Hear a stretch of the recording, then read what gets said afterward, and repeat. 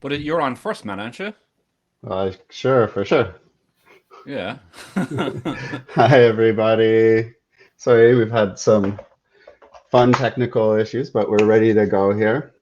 My name is Matthew Hawkins, and I'm here with William Flynn. I'm an instructor in anthropology, and William is an instructor in sociology. And we're going to kind of talk to you about our two different programs. I'm going to talk a little bit about what anthropology is and what you're going to do, what you would do in an anthropology program. And then around 11:30, uh, William's going to take over and start talking about sociology. So I'm going to start sharing my screen so you can see uh, my presentation. Good to go? Awesome. So, what is studying anthropology? Well, anthropology is the study of human beings and what it means to be human. So that's a pretty huge, broad kind of description of what we do. But at Carleton, we focus a lot on the study of human cultures and societies. And this is why we're partnered with the sociology department. So you'll hear more about sociology, but we sort of work a lot together. We do have some different takes and different approaches, but we do also collaborate a lot. And so we're good friends. In anthropology, we study the diverse way that people live, form human social relationships, and develop belief systems and live meaningful lives. This means we focus a lot on how people live day to day. What are the things that they like doing? Why do they like those things? Why are they meaningful to them? For example, I do research with soccer fans in Argentina. I lived in Buenos Aires, the capital of Argentina, for a year. And I went to matches, I sang songs, traveled on buses. And I was doing this to understand the way in which people make social relationships. What's significant about being a soccer fan? How does it impact the society that they live in? So we study things like power, material and social inequality, and social change. And these were things that I also looked at in my own research, thinking about who are soccer fans, what are their political relationships, how does that influence the way in which Argentina is as a nation in the country today. So how do we do this studying of cultural diversity? The way in which we focus our program is on this thing called ethnographic fieldwork. So when I went to do research, I went to Argentina. I found an apartment. I started hanging out with people. I did interviews. I kind of traveled around. That was kind of my ethnographic fieldwork. There's pictures here of a colleague of mine, Dr. Blair Rutherford, and he does a lot of research with mining in Southern Africa. So here he was doing research with people in Mozambique, and he participated in people's kind of like daily lives. He joined in on the mining, he participated in the digging, and while he was doing that, he was talking to people about what the work is that they were doing and why it's important to them. So doing this kind of field work emphasizes the importance of interacting with people and participating with them in their day-to-day lives to get an idea of their different points of view and understand more about their culture. It's really important to do this kind of work because it also develops a whole bunch of skills.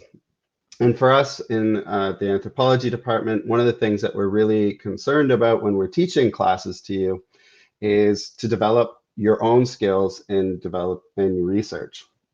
So learning how to do interviews, learning how to do your observations, field notes, the ways in which you would interact with people, developing those kinds of skills is really important to our program.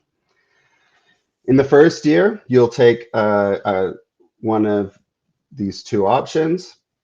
You'll take either the Introduction to Anthropology, a class I teach, or you can take the issues in anthropology. And our goal in these classes is to give you a sense of what the main concepts are and give you a little bit of a taste of what doing field work in anthropology is like. In the second year, you'll take a class called Foundations in Sociocultural Anthropology. And this is where you'll start to read a lot more of these ethnographic studies and the research that different anthropologists have done. You might take a class with my colleague, Vivian Solana, who does research with a refugee community of Sahrawi who live in southern Algeria. Students will also be able to take a whole bunch of different classes. We have a lot of different regional focuses in our department.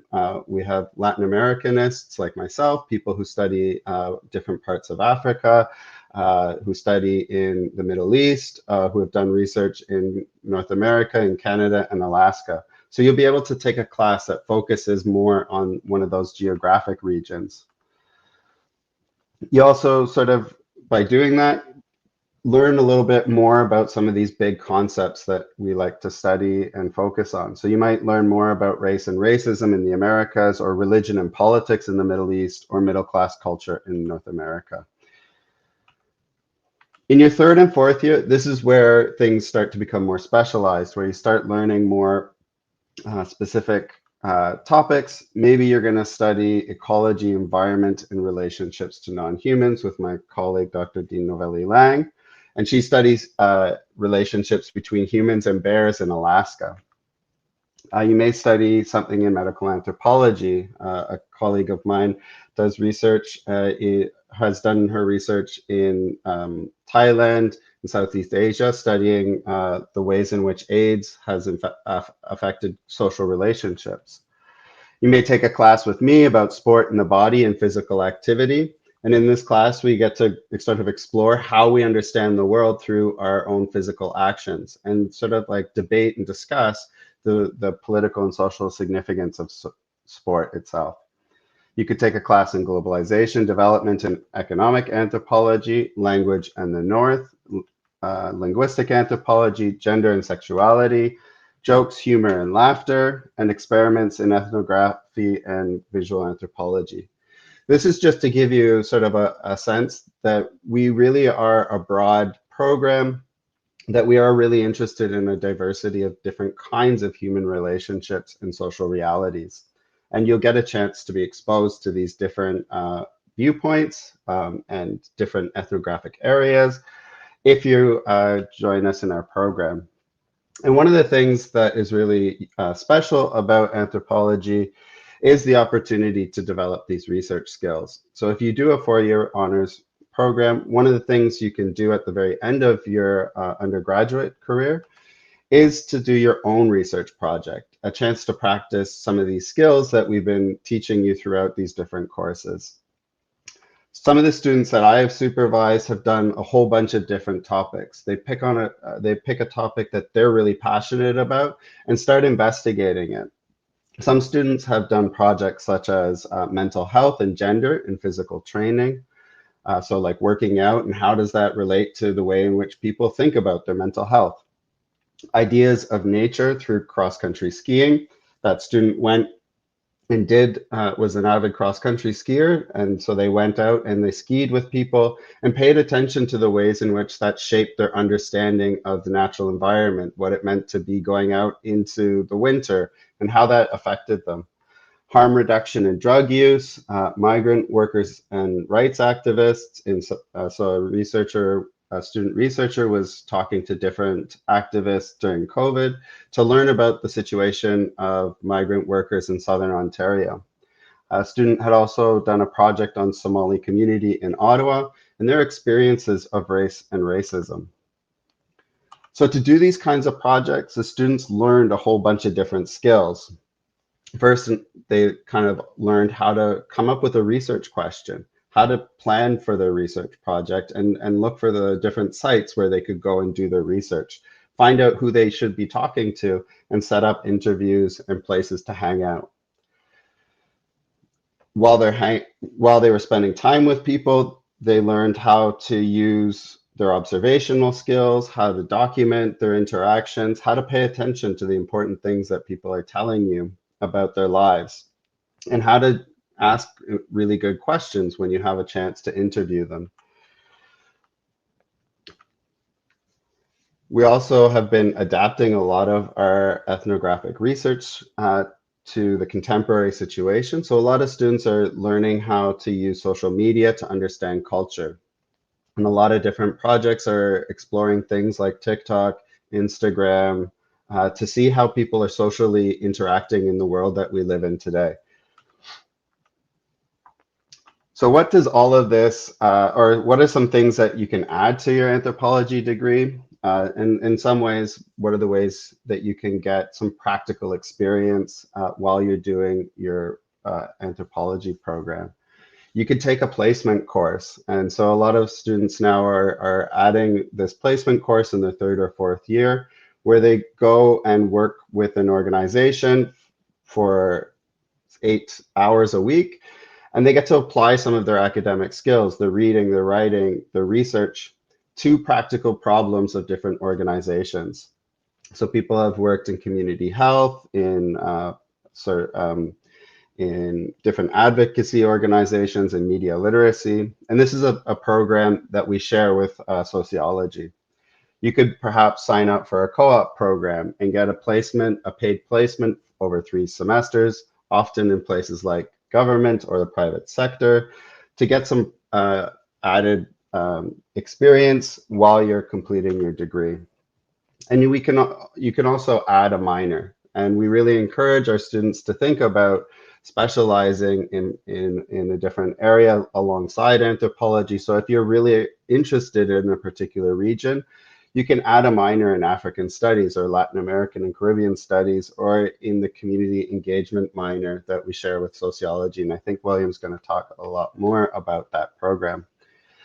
If you do have are interested in the Bachelor for Global and International Studies, anthropology does have a specialization, which means if you're going to get a degree in Global and International Studies, you can specialize in globalization, culture, and power, and take a whole bunch of anthropology courses, do some of the core courses, and as well as do your own independent research project.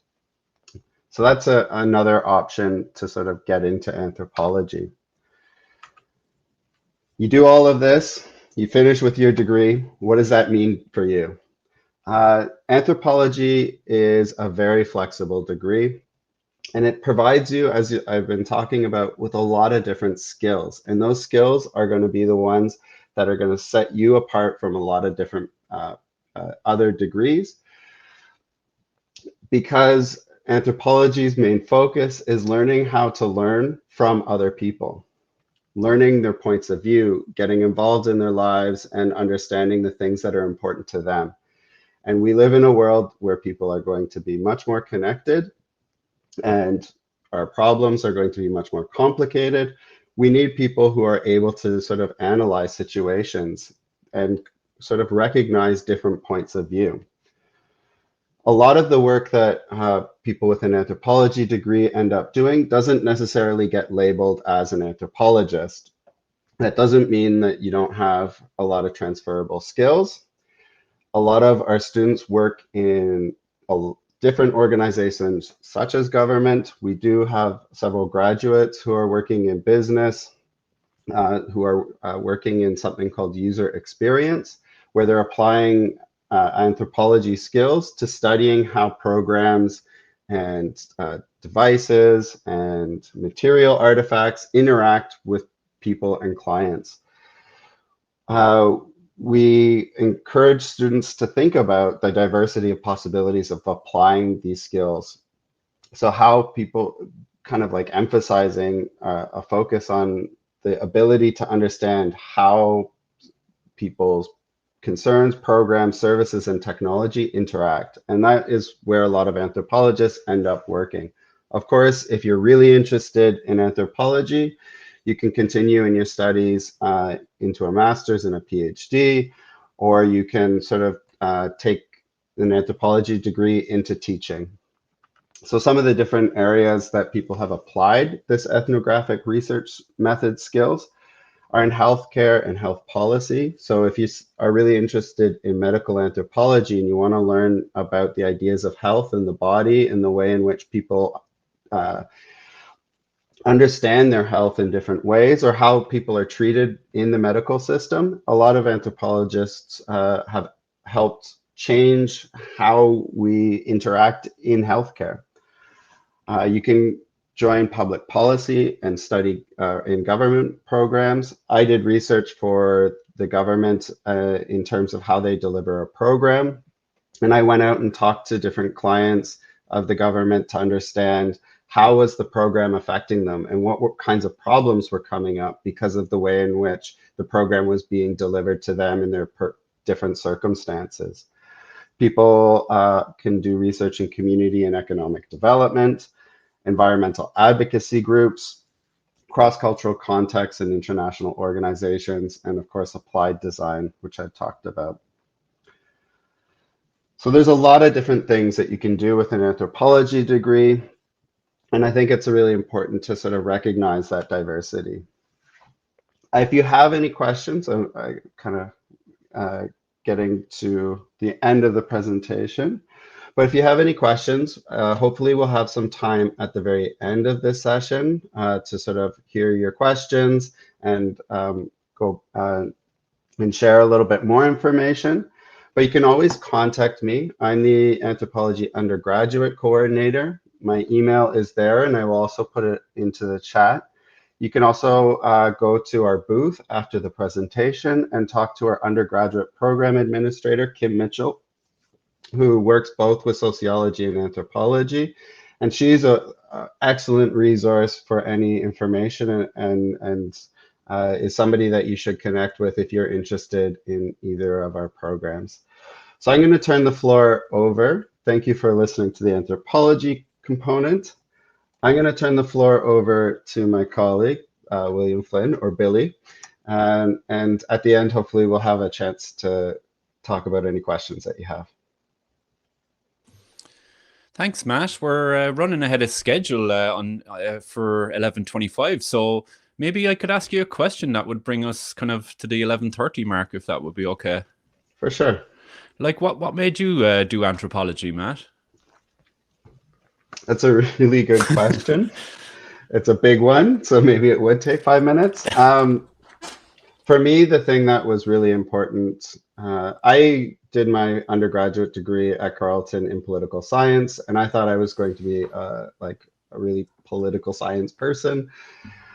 And what I realized while completing my degree was I wanted to get people's perspectives. I wanted to be in their, like, learn from their understandings of the world. And political science often had its own model for engaging with the world, and didn't want to hear about the messiness, the complexity of how other people see it and understand it. And anthropology created an opportunity to spend time with people. So doing that field work and sort of committing yourself to weeks or months or a year or two to seeing how other people live their lives and sort of recognizing and respecting those different viewpoints was the thing that really brought me into anthropology. So it sounds like, if you're interested in people and the world around us, then anthropology is really a kind of a go-to discipline for that, yeah? Yeah, and I think the thing that's really great for undergraduate students is the sort of open possibilities. If you're, as a kind of like, we have this kind of slogan, like, if people do it, you can study it. Sure. And that's kind of like anthropology's like vision of the world. Everybody lives meaningful lives. And so it's always an opportunity to explore what's significant about what somebody's doing. Yeah. One of the things I like about the fact that we're a joint department too is, you have anthropologists and sociologists, and we can bounce ideas around off each other, work with each other, and sort of contribute to each other's mutual understanding, Yeah. Yeah. It's a really like wonderful opportunity, because even if you kind of like fall into one side or the other, if you're in anthropology, you can always take lots of sociology classes. And if you're in sociology and you want to get some ethnographic research methods, you can always kind of like step into that world.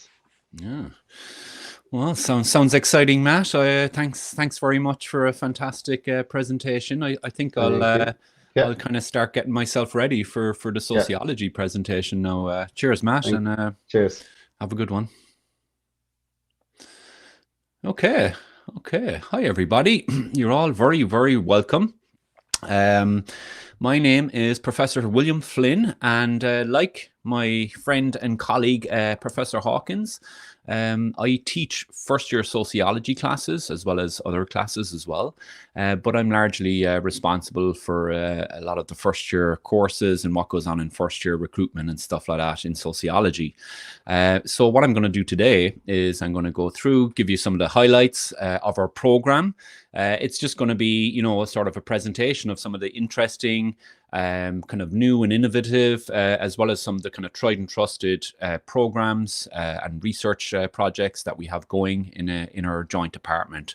So what I'm going to do, everyone, is I'm going to begin my screen share, and basically for the next, say, 25 minutes, I'm going to give you a walkthrough of the sociology department in Carleton.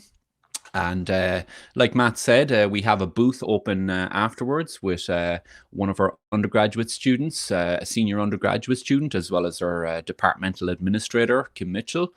So if you do have questions, make sure you pop into the booth afterwards, and you can chat with Janie or Kim as well. So let me just get my screen ready, and I will begin my screen share. All right. Yes, I want to present to the audience. And I want to screen share. Okay, so hopefully you should all be seeing my screen by now in terms of thinking about our first year course. So we'll start from the beginning, as is always a good one. And here we go. So welcome everyone, March Open House. I'm Dr. William Flynn in the Department of Sociology and Anthropology. So just to start off, I'll give you a quick highlight of some of the innovative programs. One of our more recent ones, and a hugely popular program at the moment, especially considering all of the stuff that's happening in the world and around Ottawa and Canada as well. We have a social justice specialization. So basically, you would have a concentration in social justice, and I'll give you a walkthrough of that particular specialization later on in the presentation. As Matt mentioned just a while ago, we also have third-year placement and co-op options. So if you're interested in getting some valuable work experience, whether that's with maybe a government organization or an NGO, that would certainly be a choice for you as well. We also have some new minor degrees. So say, for example, you decide to do an honors sociology degree, then you could always complement that with a community engagement minor. The community engagement is a new one, and it really sort of provides students who are going out into the workforce with the right kind of skills and capacities to allow them to work with community organizations, liaise between different organizations in the community as well.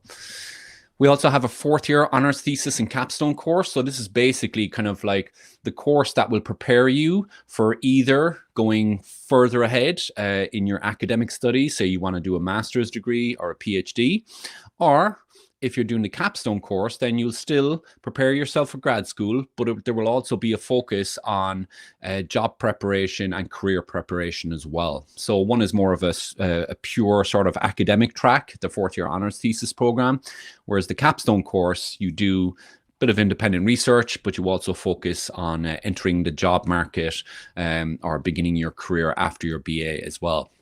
You should also be aware that we have a number of different courses that tie into the Bachelor of Global and International Studies, the BEGINS as it's often known as.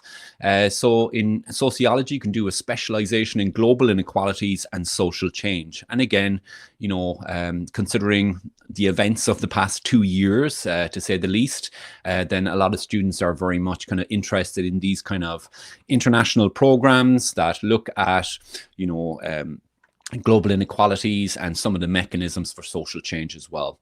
Just to give you a quick idea of the co-op program, it's basically a paid placement over 3 semesters. So it's roughly 9 months of term in the government or the private sector through the Carleton co-op program. And then you apply through the Carleton co-op program. The placement course, you basically get to apply your skills and knowledge to a practical setting by working in a local community organization as well. So when you think about the ways through which the co-op program, the placement course, the minor in community engagement really prepare you to learn the theoretical tools, the practical skills to work with and engage with various community groups, while also working for change as well. So there's a whole range of different kind of pathways that you can take through our program that will very much, have you well prepared for either an immediate entry into the job market or a further continuation with your grad studies as well. To give you an idea of some of the many events that we have in our department, in the Anthropology and Sociology department, we have it's a very large department. It's one of the very best in Canada. And we have a very active and vibrant student society, undergraduate life. There's always talks, projects, everything going on there. So, if you'd like to get involved, this is really a great department for undergraduate students. So, for example, we have a new transitions mentorship program, and basically this program is to help people transitioning from high school into university, providing people with peer support and social networks as well. We also have, monthly or every 2 months faculty chats where students get to have conversations and chats with faculty, get to know the kind of research and projects that they're engaged with, and really kind of, get to know your prof outside of the classroom and get to learn about some of the ways through which, they're doing research, they're interested in the same topics as you as well. On a more kind of social kind of level, we have a number of kind of like social nights. Are you smarter than a prof? We have that for students in residence. So, if you're thinking of coming to residence and you like trivia, then, one of our many social nights will be for you.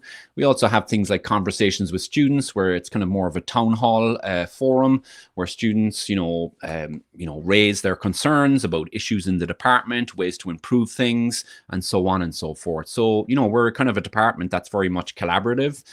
We like to talk with each other rather than at each other. And, we do take into account and very much involve undergraduates and first years and second years in the direction of our department too.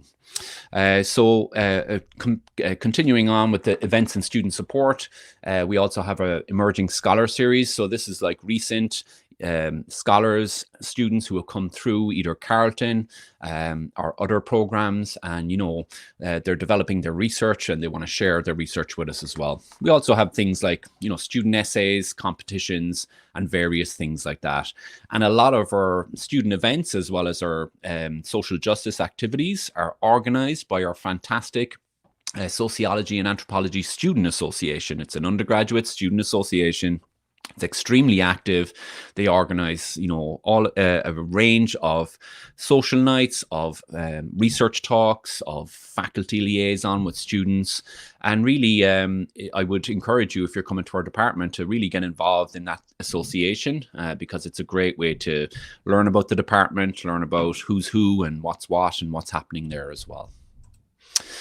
In terms of just, again, a quick kind of snapshot of the different research that we do, just to give you two examples, say, of recent publications and projects that are going on by one of our colleagues in sociology, Divastasilos. Does a lot of research on citizenship, migration, especially in relation to gender and feminism in particular. And also then we have the Center for Urban Youth Research, which is founded by our colleague in sociology, Jacqueline Kennedy. And Jackie has set up this Center for Urban Youth Research. There's a lot of undergraduate interest in it. People work in different community organizations, but primarily it's devoted to developing, serious research on the problems of urban youth, things like homelessness, how the pandemic has affected people, and so on and so forth. So, there's a whole range of research that's really dealing with some of the current problems that, people are facing in the world on a number of different levels as well. We also find innovative ways to let the rest of the world know about the research that we do. So one of the things in our department is about finding ways to kind of turn this kind of academic specialist knowledge into more kind of publicly accessible and user-friendly knowledge. So we do a whole series of audio programs and podcasts. So the one I have up on screen at the moment, this was part of our Outreach and Teach series. And basically, myself and a colleague of mine, Professor Phil Primo, both of us put together a series of interviews and talks and people chatting and thinking about their smartphones and the different ways to which we use our smartphones in today's world as well. So there's different ways through which we, use media, produce content, produce innovative content in order to get our message out there, so to speak. We also do first-year seminars. So say, for example, you take a first-year Introduction to Sociology course. You could also take a range of different, what they're called first-year seminars. They're really small, maybe 25 students max, small seminars that go on from September all the way through to April. So it's a year-long seminar. One of the ones that I've been teaching for the last 3 years in sociology is called Creative Sociology. And basically, it's very much a kind of a combination of your traditional academic skills, right, with hands-on multimedia making skills, right? So basically looking at ways through which we can use things like podcasts, we can use things like comics, zines, TikTok videos, to talk about the world we live in and to ask questions about the world as well. So there's different ways through which, sociology is taught about and learned about in our department as well. And as Matt Hawkins mentioned, in terms of the kind of collaborative research that's done between our departments, the book, graphic novel that I just put up on screen, Gringo Love, Stories of Sex Tourism in Brazil. So that was written by Professor Mariev Karim-Mozan, who's a professor in anthropology. It was adapted by myself, William Flynn, and we hired a Brazilian artist, Deborah Santos, to illustrate it. And basically what it is it's an ethnographic piece of research that myself and Professor Karim-Mozan and Deborah kind of translated into a graphic novel. So basically you're reading someone's research in a graphic novel kind of format. So again, just to give you some of the examples of some of the things that students get involved with and some of the kind of collaborative research projects that grow out of having a joint department like ours. More specifically then in terms of sociology, my colleague, Professor Tanya Davidson, has a really fantastic course, The Sociology of Ottawa. And basically, what better time to have a course looking at, the city of Ottawa, some of the history of Ottawa, some of the kind of issues that face Ottawa, things like homelessness, things like food security, things like racism, policing, all of these kind of things, right? These kind of topics and more are dealt with in the first year seminar done by my colleague, Professor Tanya Davidson. And once you get past first year and you start kind of going into second and third year, there's a wide range of super interesting courses that you can take, once you get past the kind of first year sort of introductory level. So for example, a popular course, surprise, surprise, is taking a critical look at Trumpism as this kind of, nationalist, sort of populist kind of movement, and trying to understand what are the social kind of the underlying social reasons, right? Why, which explains the popularity of Trump and how he's able to, win elections and so on. In popular culture in the digital age, it's a second year course, really looking, again, thinking, using sociology, finding ways through which TV shows and popular culture can tell us a lot about the world we live in, our values, our orientations, what's considered prestigious, and so on and so forth as well. Another course that's very popular at the moment is Food, Culture and Society. Again, looking at things like our food systems, right? Looking at the ways through which food is produced, food is marketed, food is industrialized, some of the issues in relation to food. So things like food security and food sovereignty, issues of environmental degradation, indigenous issues in relation to food and culture. There's a whole range of, sociological topics that we talk about when we talk about food, culture and society. And then again, just one final example, globalization and human rights. It's a third year course, really looking at human rights on an international scale, Canada's role in those various sort of human rights campaigns and systems as well, and basically looking at how things like human rights and things like conflict and war, as well as other social processes, work together as well. So these are just some of the many courses that we have on offer for students. To give you an idea of some of the ways through which students kind of turn their interests and research into sort of, multimedia, publicly accessible forms. So this is a podcast that was done as part of the community engaged sociology class. I'm going to talk about that in a minute. And basically the students, it was part of the criminalization and punishment education project, which is partly hosted in our department by Professor Aaron Doyle. He does a lot of stuff on prisons and criminology. And basically the students did a project whereby they were talking to inmates in various prisons around Ottawa and asking them about some of the issues that they were facing, their experiences within that system, experiences of discrimination, and so on and so forth as well. So, undergraduate students were doing this and produced this as part of their class. So there's many different things, right? Many different ways that you can sort of engage with the community in topics and projects that are social justice oriented as well.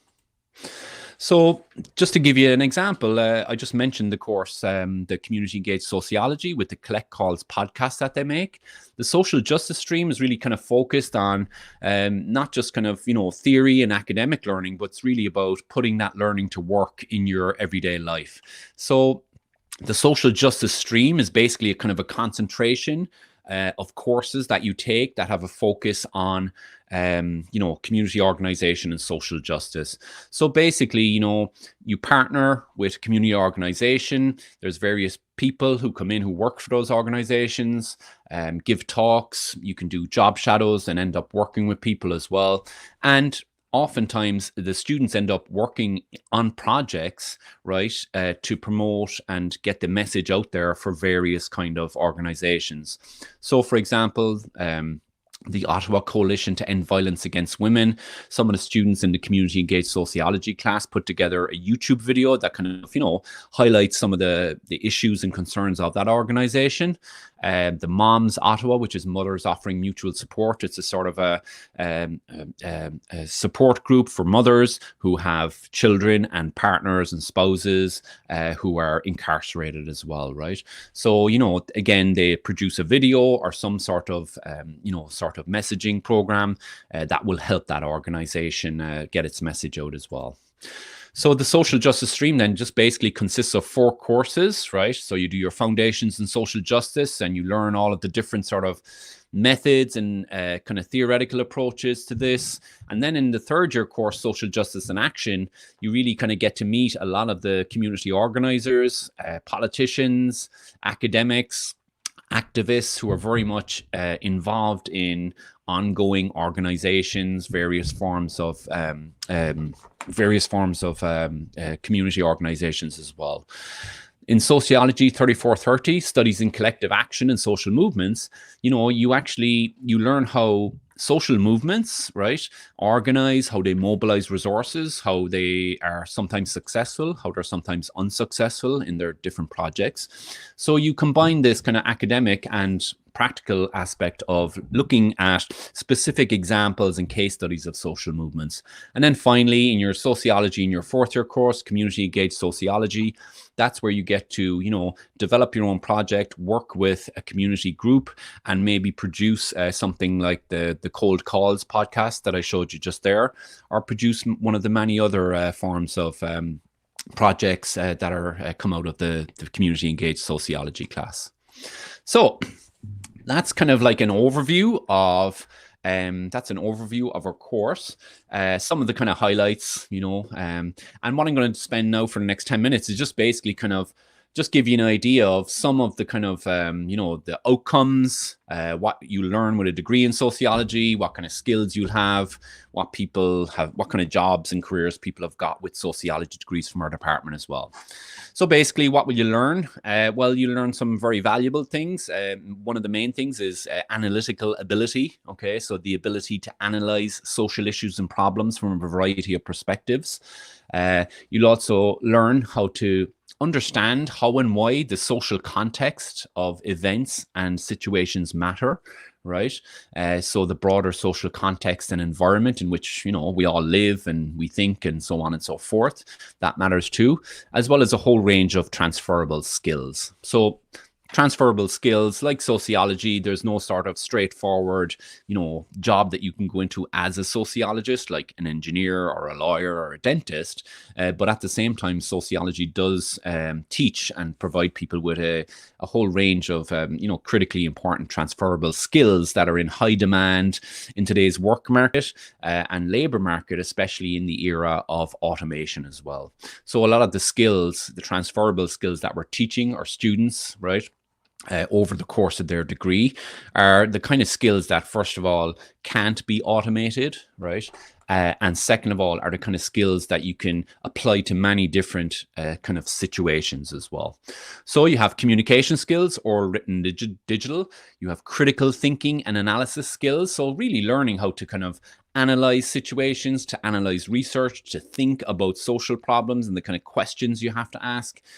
Problem-solving skills, right? So sociology isn't just a discipline that looks at problems. It also develops solutions and prescriptions sometimes for those problems too.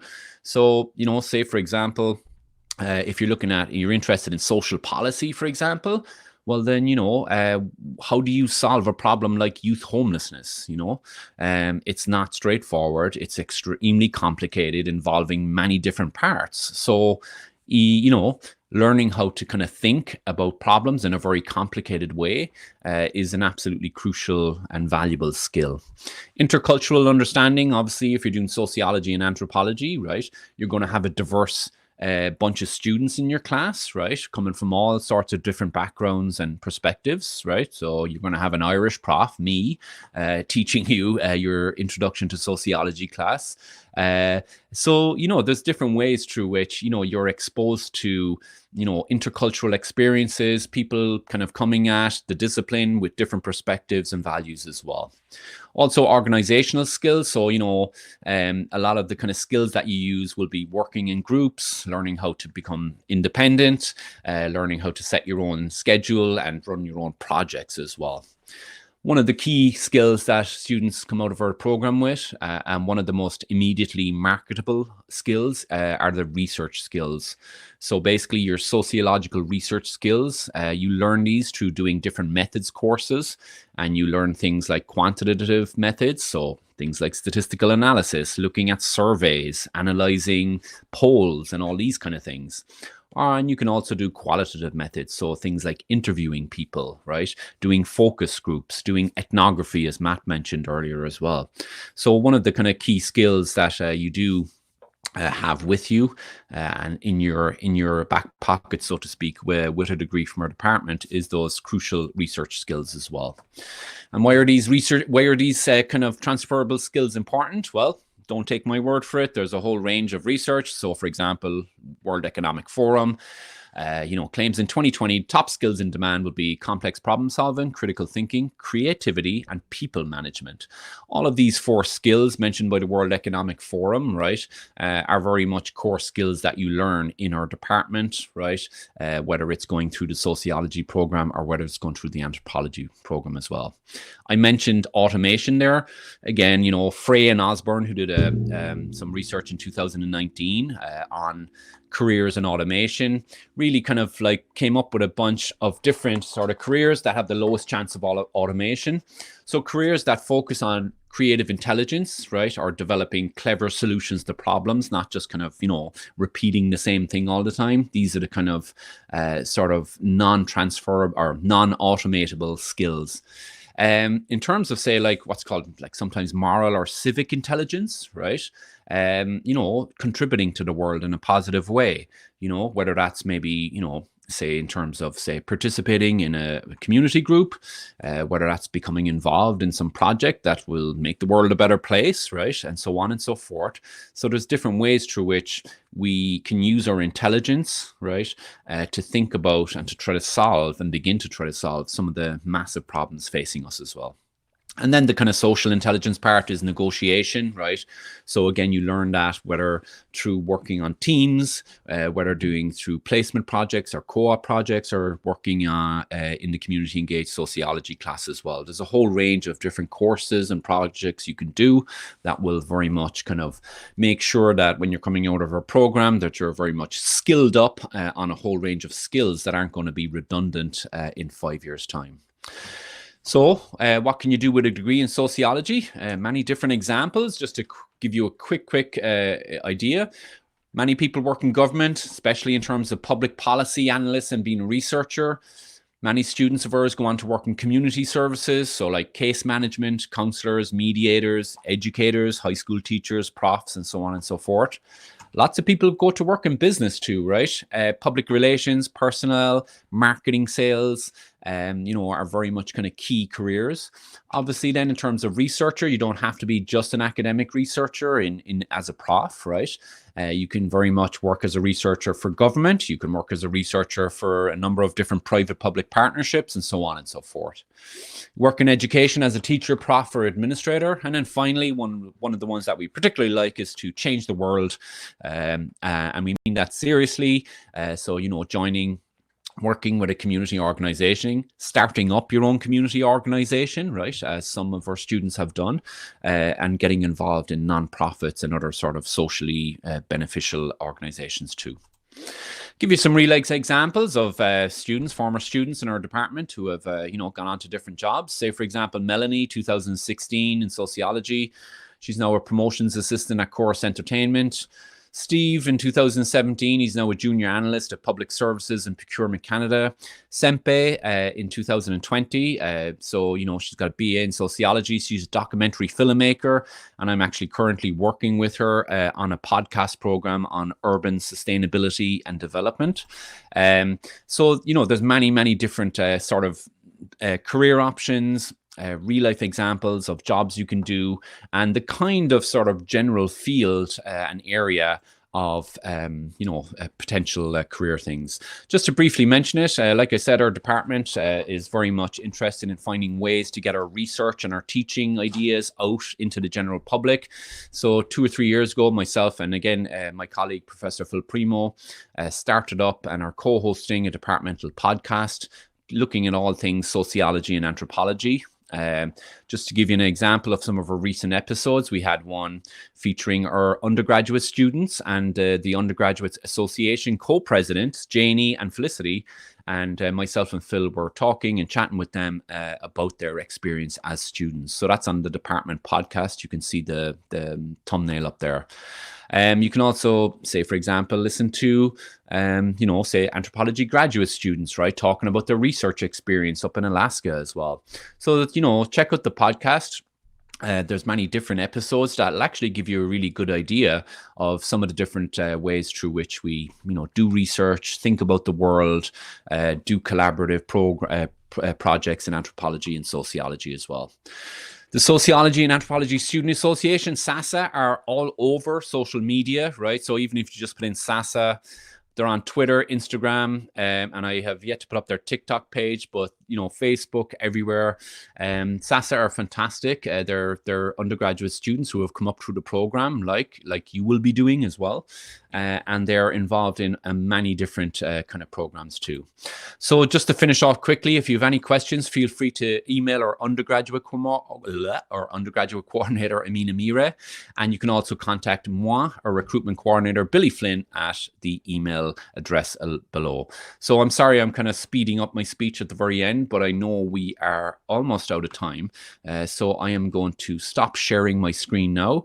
And if you have any further questions, you can pop into our booth and you can talk to Janie or you can talk to Janie or Kim in terms of our in terms of our thing. So have a good day, everyone. I wish you all the very best, and I'll talk to you all later. I think my camera's gone, but sorry. Anyway, have a good one, folks. Take it easy. Bye-bye. Bye, everyone.